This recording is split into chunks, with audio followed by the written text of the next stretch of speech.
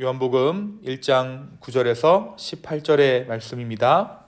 우리 한 절씩 교독하시고 마지막 절 18절은 우리 함께 읽습니다. 참빛 곧 세상에 와서 각 사람에게 비추는 빛이 있었나니 그가 세상에 계셨으며 세상은 그로 말미암아 지은 바 되었으되 세상의 길을 알지 못하였고 자기 땅에 오매 자기 백성이 영접하지 아니하였으나 영접하는 자 곧 그 이름을 믿는 자들에게는 하나님의 자녀가 되는 권세를 주셨으니 이는 혈통으로나 육정으로나 사람의 뜻으로 나지 아니하고 오직 하나님께로부터 난 자들이니라. 말씀이 육신이 되어 우리 가운데 거하심에 우리가 그의 영광을 보니 아버지의 독생자의 영광이요 은혜와 진리가 충만하더라. 요한이 그에 대하여 증언하여 외쳐 이르되 내가 전에 말하기를 내 뒤에 오시는 이가 나보다 앞선 것은 나보다 먼저 계심이라 한 것이 이 사람을 가리킴이라 하니라. 우리가 다 그의 충만한 데서 받으니 은혜 위에 은혜라. 율법은 모세로 말미암아 주어진 것이요 은혜와 진리는 예수 그리스도로 말미암아 온 것이라. 본래 하나님을 본 사람이 없으되 아버지 품속에 있는 독생하신 하나님이 나타내셨느니라. 아멘.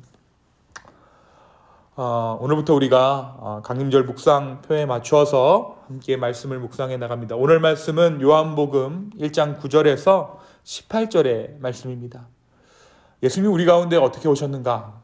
오늘 말씀해 보니까 예수님은 우리 가운데 빛으로 오셨어요. 자기 땅에 오셨을 때 하나님께서 이 땅에 보내실 때 그분을 빛으로 보내주셨습니다. 창세기 1장의 빛, 그러니까 하나님께서 최초를 창조하실 때 그 빛이 창조의 빛이라면 요한복음 1장, 오늘 저와 여러분이 읽으신 이 요한복음의 1장 9절의 빛, 참 빛, 곧 세상에 와서 각 사람에게 비추는 이 빛은 새 창조의 서광입니다. 그러니까 둘 다 1장에서 창세기 1장에서 말하는 빛은 창조의 빛, 요한복음 1장의 빛은 새 창조의 빛인 것이죠. 창세기에 빛이 등장함으로써 하나님께서 빛을 지으심으로써 어떻게 되었습니까? 창세기에서 혼돈과 어둠의 역사가 물러났어요. 그리고 어둠과 빛이 구분되어지고 새로운 하나님의 역사가 시작되었듯이 오늘 요한복음 1장에서 이야기하는 이 예수 그리스도의 빛, 예수 그리스도로 말미암은 이 빛이 이 땅에 오심으로 새로운 역사가 시작됐다라는 것이에요. 새로운 창조의 역사가 시작되었습니다. 자, 그럼 우리가 이 새 창조의 역사라는 것이 무엇인가를 알아야겠죠. 그럼 새 창조가 무엇이고 새 역사가 무엇인가? 이 새 창조의 역사란 더 이상 죄가 관영하며 사망의 권세가 이끄는 역사가 아닌 생명이 이끄는 역사가 시작되었다라는 것이에요. 더 이상 죄가 우리를 이끄는 것이 아니라 사망이 우리를 이끄는 것이 아니라 결국에는 모두 다 죽는 것, 그것이 어떻게 보면 구약의 역사였는데 이 예수 그리스도로 말미암아 새로운 생명이 이끄는 역사가 우리 가운데 비추어지기 시작했다. 우리 인간들 역시 그 역사를 깨닫기 시작했다라고 오늘 말씀이 이야기하고 있는 것입니다. 우리를 새롭게 창조하시려 예수님이 이 땅에 오셨지만 세상은 그분을 알지 못했습니다. 10절에 보니까 그가 세상에 계셨으며 세상은 그로 말미암아 지은 바 되었을 때 세상에 그를 알지 못하였고. 그런데 여기서 안다라는 것은 단순히 우리가 그분을 알고 있다라는 것을 의미하는 것이 아니에요. 이것은 세상이 그분을 일부러 알려고 하지 않았다라는 의미입니다. 빛 대신 그분이 새 창조의 서광 되신 그분이 이 땅에 오셨지만 세상은 그분을 알려 하지 않았습니다. 그러나 그를 믿는 자에게 주어지는 권세는 다름 아닌 하나님의 자녀가 되는 권세입니다. 자, 여러분, 그러면 이 권세라는 것이 무엇입니까? 권세는 힘이죠, 힘. 자, 믿는 자에게 주어지는 믿는 자에게는 힘이 주어졌다는 것이에요. 근데 어떤 힘입니까? 하나님의 자녀가 되는 힘이 주어졌다. 그럼 이 힘을 구체적으로 설명하자면 무엇과 싸워서 이길 만한 힘이겠습니까? 죄와 사망에 대해서 이기는 힘이에요. 다름 아닌 죄와 사망의 권세와 싸워서 이길 만한 힘입니다. 빛으로 세상 가운데 오신 그분을 믿는 자에게는 하나님의 자녀가 되게 하시고 그 자녀들에게는 죄와 사망의 권세와 싸워 이길 만한 힘을 허락해 주셨다라는 거예요. 자, 그럼 오늘 이 말씀이 어떠한 의미일까요? 하나님께서 이미 죄와 사망에 대해 승리하셨기 때문에 자녀된 우리는 더 이상 죄가 나의 삶을 주장하는 것이 아니라 이제 우리는 믿음 안에서 은혜가 우리를 인도하는 새로운 피조물 하나님의 자녀가 되었다라는 의미입니다. 이제 우리의 삶의 모든 원인이 은혜가 되었습니다. 자, 그럼 우리가 우리 과거를 돌이켜 보았을 때 과거의 어떤 죄가 어떤 한 사건으로 인한 나의 죄가 나를 이끌어서 지금의 내가 여기 있는 것이 아니에요. 나의 삶을 지금 이끄는 것은 아담의 원죄도 아니고 과거 어느 한 시점에서 지었던 나의 죄도 아니고 앞으로 내가 짓게 될 그 죄도 아닙니다. 그렇다면 어떠한 것이 우리의 삶을 이끈다고 오늘 말씀이 이야기하고 있습니까? 매 순간순간 나를 이끄시는 빛 되신 그 주님의 은혜가 나를 지금 이곳 가운데 두셨고 앞으로의 나의 삶을 인도해 가실 것입니다. 여러분 한번 생각해 보십시오.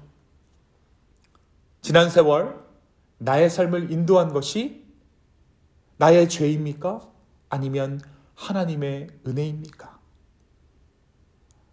앞으로의 우리의 삶 역시 여태껏 그리했던 것처럼 우리의 죄가 우리의 삶을 주장하는 것이 아니라 하나님의 은혜가 우리를 인도하게 되는 것입니다.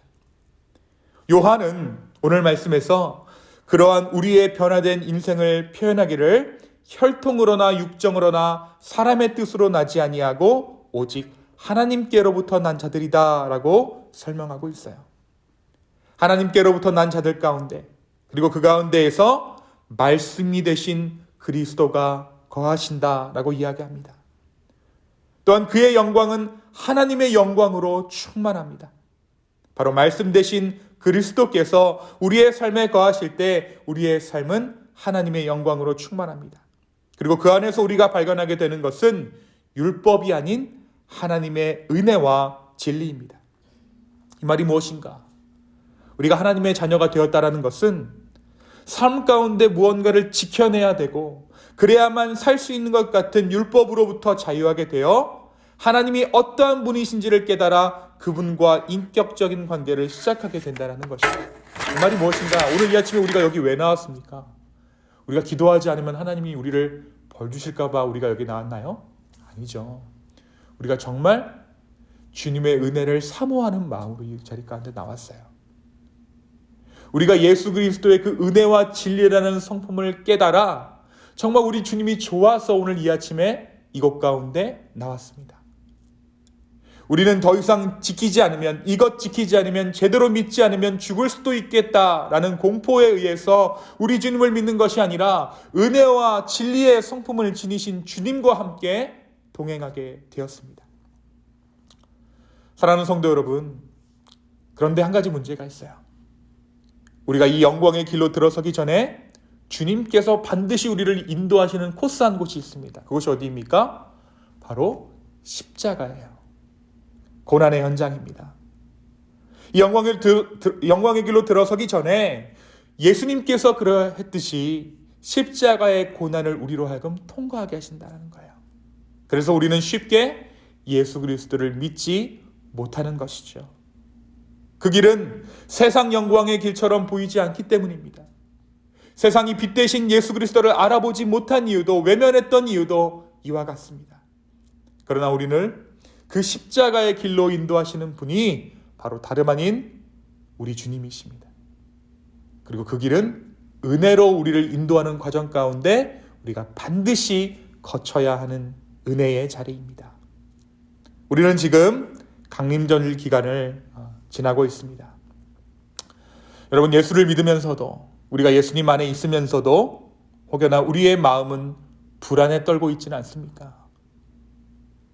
혈통으로나 육정으로 난 자들처럼 오늘 말씀 이야기하듯이 혈통으로 혹은 육정으로 사람의 뜻으로 난 사람들처럼 여전히 십자가의 길을 걸으며 내가 죽을까 봐, 여태 지은 나의 죄가 내 삶에 권세를 끼칠까 봐, 사탄 마귀가 나의 삶을 인도할까 봐 염려하지는 않습니까?